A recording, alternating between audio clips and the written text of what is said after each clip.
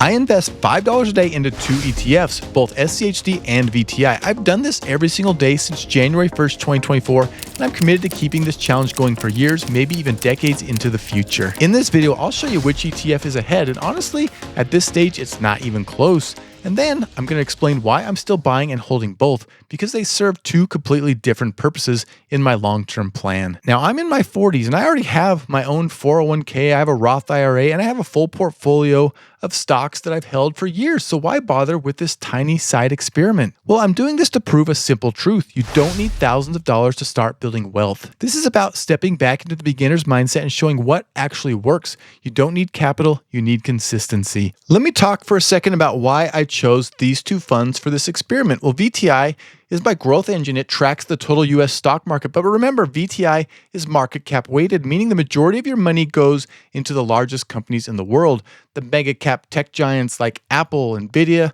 and Microsoft. While this offers incredible growth potential, that heavy technology exposure can also be very volatile. Then we have SCHD, which is my dividend powerhouse. It focuses on profitable, financially strong companies with a track record of paying and raising dividends.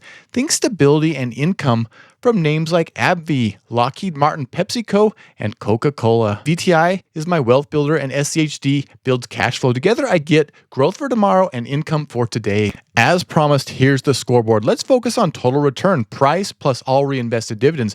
I put $3,220 into each ETF, which is $5 times 644 days. VTI is well ahead right now. The account sits at $3,873.89, which is about a 20% gain. SCHD is massively lagging VTI on total returns so far. I've invested the same $3,220 into this ETF. The current value of my SCHD position is $3,390.46, which is only about a 5% gain. But total return isn't the whole story. Now let's look where SCHD shines: consistent growing dividends that quietly snowball. Since starting this, I've received 7 consecutive dividend payments from SCHD, and every single one has been larger than the last. In 2024, SCHD paid me $42.75 in total dividends. But now in 2025, so far through September, I've already received $79.19. And with December, historically the biggest payment still ahead, I'm on pace to finish around 2.5 to 3 times my first year dividends. It's often not talked about, but VTI also pays dividends, and these payments have steadily compounded too. I was paid $15.79 in dividends in 2024, and now in 2025, I've already been paid $27.94. All of these have been reinvested back into buying additional VTI shares. Small deposits, real momentum. You're probably wondering, Steve, how do you invest $5 every single day when the stock market is closed on weekends and holidays? That's a great question, and it's something I plan to change up in 2026. In 2024 and 2025, the math was a little messy. I was adding extra deposits on Fridays and the day before or after market holidays. So starting in 2026, I'm simplifying the math for good. We are going to calculate the true amount I must invest per trading day in 3 simple steps to make sure I get my daily $5 invested into each of these ETFs. First, I want to calculate the annual goal. I take my daily goal, $5 per day, and multiply it by the 365 days in the year. That gives us an annual goal of investing $1,825 into each ETF. Then we need to determine the per day investment.